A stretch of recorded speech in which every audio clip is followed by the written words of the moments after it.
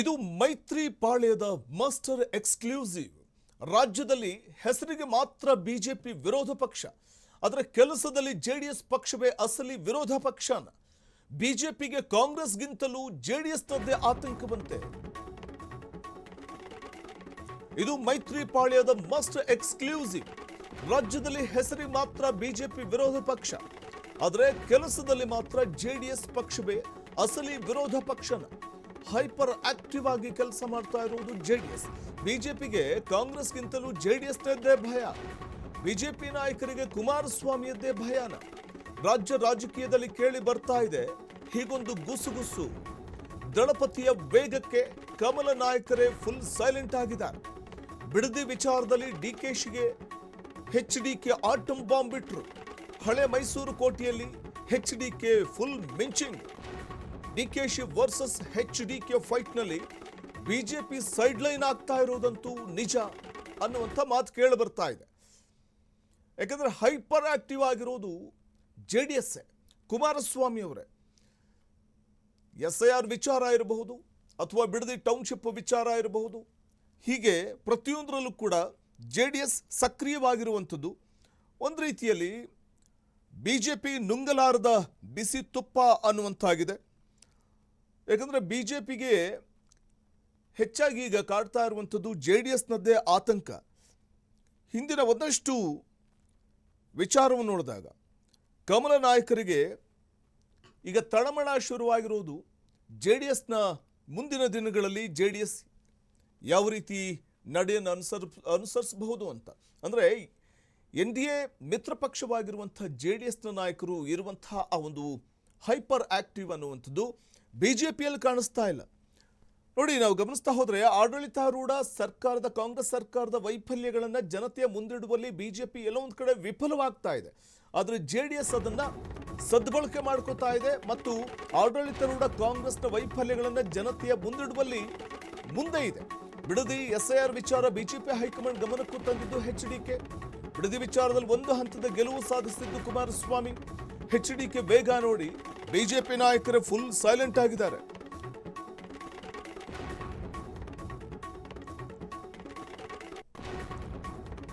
ಸರ್ಕಾರ ಮತ್ತು ಡಿಕೆಶಿ ಎದುರಿಸುವಲ್ಲಿ ಬಿಜೆಪಿ ಫೇಲ್ಯೂರ್ ಆಗಿದೆ. ಬಿಡದಿ ಮತ್ತು SIR ವಿಚಾರ ಬಿಜೆಪಿ ಹೈಕಮಾಂಡ್ ಗಮನಕ್ಕೆ ತಂದಿದ್ದು ಎಚ್ಡಿಕೆನೆ. ಬಿಡದಿ ವಿಚಾರದಲ್ಲಿ ಒಂದು ಹಂತದ ಗೆಲುವು ಸಾಧಿಸಿದ್ದು ಕುಮಾರಸ್ವಾಮಿ. DK ಶಿವಕುಮಾರ್ಗೆ ಸಡ್ಡು ಹೊಡೆದಿದ್ದು ಕುಮಾರಸ್ವಾಮಿಯೇ.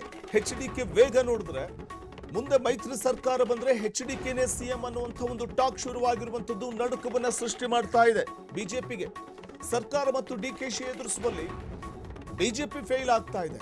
ಆದರೆ ಡಿಕೆಶಿಯನ್ನ ಎದುರಿಸುವಲ್ಲಿ ಎಚ್ಡಿಕೆ ಮತ್ತಷ್ಟು ನಾನು ಸ್ಟ್ರಾಂಗ್ ಅನ್ನುವಂಥದ್ದನ್ನ ತೋರಿಸ್ತಾ ಇದ್ದಾರೆ.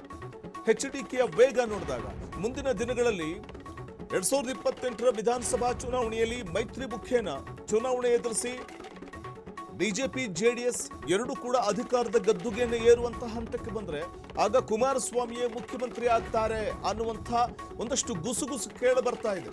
ಇದು ಬಿಜೆಪಿಗೆ ನಡುಕವನ್ನ ಸೃಷ್ಟಿ ಮಾಡ್ತಾ ಇರೋದಂತೂ ನಿಜ. ನೋಡಿ, ನಾವು ಗಮನಿಸ್ತಾ ಹೋದ್ರೆ ಬಿಡದಿ ಟೌನ್ಶಿಪ್ ವಿರುದ್ಧ ರೈತರ ಪರ ನಿಂತು ಮೈಲೇಜ್ ಗಿಟ್ಟಿಸಿಕೊಂಡಿದ್ದು ಜೆಡಿಎಸ್. ಹೋರಾಟದ ಪ್ಲಾನ್ ಇಲ್ಲದೆ ಮಕ್ಕಾಡೆ ಮಲಗಿದ್ದು ಕಮಲ ಪಡೆ. ಕೇವಲ ಸುದ್ದಿಗೋಷ್ಠಿಗಷ್ಟೇ ಸೀಮಿತವಾಗ್ತಾ ಇತ್ತು ಕಸದ ಟೆಂಡರ್ ಹಗರಣ. DKS ವಿರುದ್ಧ ಆರೋಪ ಮಾಡಿದ್ರು ತಾರ್ಕಿಕ ಅಂತ್ಯವನ್ನು ಕಾಣಿಸುವಲ್ಲಿ ಬಿಜೆಪಿ ವಿಫಲ. ಟ್ವೀಟ್ ಮತ್ತೆ ಪ್ರೆಸ್ ಮೀಟ್, ರಾಜ್ಯಪಾಲರಿಗೆ ದೂರು, ಅಷ್ಟೇನಾ ಬಿಜೆಪಿಯ ಹೋರಾಟ ಅನ್ನುವಂತಾಗಿತ್ತು. SIR ಪ್ರಕ್ರಿಯೆ ಲೋಪದಲ್ಲೂ ಕಮಲಕ್ಕೆ ಶಾಕ್ ನೀಡಿದ್ದು ದಳಪತಿ. ಲೋಪದ ಬಗ್ಗೆ ವಿಡಿಯೋ ಸಮೇತ ಮೊದಲು ಧ್ವನಿ ಎತ್ತಿದ್ದು HD ಕುಮಾರಸ್ವಾಮಿ. ನಿತಿನ್ ನಬೀನ್ ಎಚ್ಚರಿಸಿದ್ರು ಕೂಡ ಕಣ್ಮುಚ್ಚಿ ಕುಳಿತಿರುವಂಥದ್ದು ರಾಜ್ಯ ಬಿಜೆಪಿ. ಮತ್ತೆ HDK ಅಮಿತ್ ಶಾ ಭೇಟಿಗೆ ಮುಂದಾದ ಬಳಿಕ ಎಚ್ಚೆತ್ತಿತ್ತು ಟೀಮ್ ಬಿಜೆಪಿ. ಮತ್ತೆ ಗೃಹಲಕ್ಷ್ಮಿ ಅಬಕಾರಿ ಭ್ರಷ್ಟಾಚಾರದ ಆರೋಪದ ಅಸ್ತ್ರ ಇದ್ರೂ ಕೂಡ ಅದನ್ನು ಸಮರ್ಥವಾಗಿ ಬಿಜೆಪಿ ಬಳಸಿಕೊಳ್ಳಲಿಲ್ಲ. ಸರ್ಕಾರದ ವಿರುದ್ಧದ ಹಗರಣಗಳನ್ನೇ ರಾಜಕೀಯವಾಗಿ ಬಳಸಿಕೊಳ್ಳಲು ಫೇಲ್ಯೂರ್ ಆಯಿತು.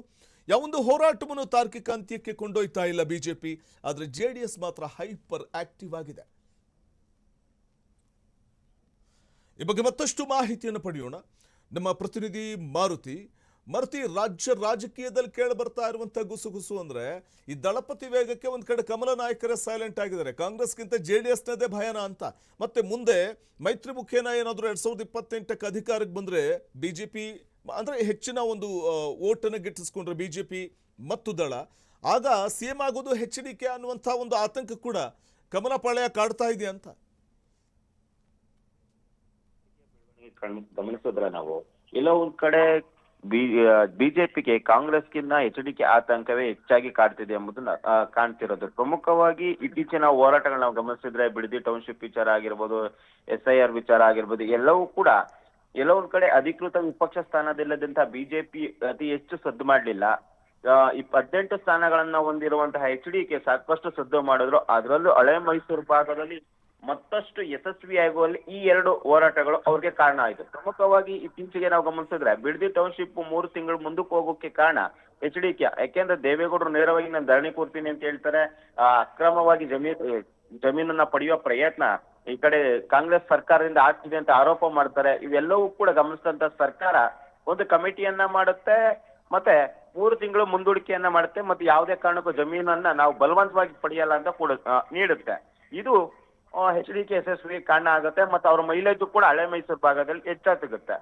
ಮತ್ತೆ ಇನ್ನೊಂದ್ ಕಡೆ ಹೈಕಮಾಂಡ್ ಮಟ್ಟದಲ್ಲೂ ಕೂಡ ತುಂಬಾ ಚೆನ್ನಾಗಿರುವಂತ HDK ಈ ಎರಡು ಹೋರಾಟಗಳಿಂದ ಮತ್ತಷ್ಟು ಹತ್ರ ಆಗಿರುವಂತದ್ದು ರಾಜ್ಯ ಬಿಜೆಪಿ ನಾಯಕರಿಗೆ ನುಂಗಲಾರದ ತುತ್ತಾಗಿದೆ. ಯಾಕೆಂದ್ರೆ ಅಧಿಕೃತವಾಗಿ ನಾವಿದ್ರೂ ಕೂಡ ಅತಿ ಹೆಚ್ಚು ರಾಜ್ಯದಲ್ಲಿ ಹೆಸರು ಮಾಡ್ತಾ ಇರುವಂತದ್ದು ಮತ್ತೆ ಎಷ್ಟು ಸದ್ದು ಮಾಡ್ತಾ ಇರುವಂತದ್ದು HDK. ನಮ್ ಕೈಲಿ ಆಗ್ತಿಲ್ಲ ಎನ್ನುವುದು ಸ್ಥಳ ಮಟ್ಟದ ಕಾರ್ಯಕರ್ತರಲ್ಲೂ ಕೂಡ, ಯಾಕೆಂದ್ರೆ ನಮ್ಮ ನಾಯಕರಲ್ಲಿ ಅಷ್ಟು ಗಟ್ಟಿತ್ವ ಕಾಣ್ತಿಲ್ಲ ಎಂಬ ಚರ್ಚೆ ಕೂಡ ಇರುವಂತದ್ದು. ಇನ್ನೊಂದ್ ಕಡೆ DKಶಿ ಅವರು ಒಕ್ಕಲಿಗ ನಾಯಕರಾಗಿರೋದ್ರಿಂದ ಅವ್ರನ್ನ ಎದುರಿಸುವಲ್ಲಿ ಸಾಕಷ್ಟು ವಿಫಲ ಆಗ್ತಾ ಇರುವಂತದ್ದು ಬಿಜೆಪಿ. ಪ್ರಮುಖವಾಗಿ ಬಿಜೆಪಿಲಿ ಪ್ರಬಲ ಒಕ್ಕಲಿಗ ನಾಯಕರ ಕೊರತೆ ಎದ್ದು ಕಾಣ್ತಿದೆ.